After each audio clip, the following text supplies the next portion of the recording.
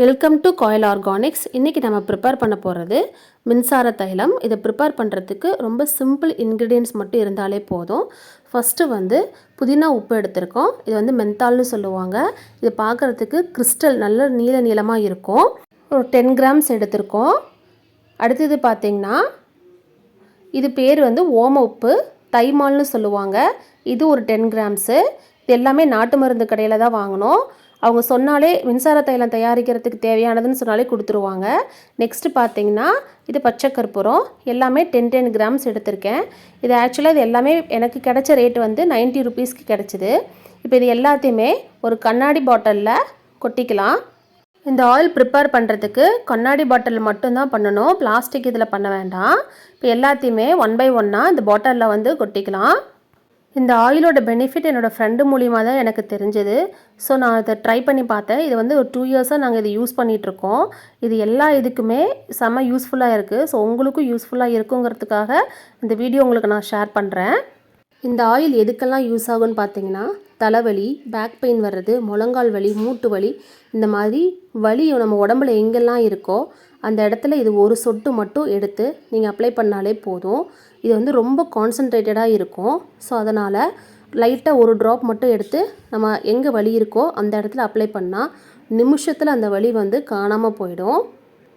இப்போது இந்த எல்லா பொருளையும் ஒரு கண்ணாடி பாட்டிலில் போட்டு ஸ்டோர் பண்ணி வச்சுட்டேன். நல்லா ஷேக் பண்ணிங்கன்னா அப்படியே அந்த லிக்விட் கன்சிஸ்டன்சிக்கு மாறும். இது ஒரு 4 to 5 ஹவர்ஸ் நம்ம அப்படியே வச்சுருந்தோம்னா கம்ப்ளீட்டாக எல்லாமே கரைஞ்சி லிக்விடாக கன்வெர்ட் ஆகிடும். இந்த ஆயில் வேறு எதுக்கெல்லாம் யூஸ் பண்ணலாம் அப்படின்னு பார்த்தீங்கன்னா, இப்போ வின்டர் சீசனால் குழந்தைங்களுக்கு அடிக்கடி சளி, காய்ச்சல் இதெல்லாம் வரும். ஸோ இதை ஸ்மெல் பண்ணி பார்த்தாங்கன்னாவே போதும், அந்த மூக்கடப்பெல்லாம் நல்லா சரியாயிடும். ரொம்ப கான்சன்ட்ரேட்டடாக இருக்கிறனால அவங்க கண் பக்கத்தில் கொண்டு போக வேண்டாம். அப்படியே குழந்தைங்க ஸ்மெல் பண்ணும்போது அவங்க கண்ணை க்ளோஸ் பண்ணிவிட்டு அதுக்கப்புறம் இதை ஸ்மெல் பண்ண சொல்லுங்கள்.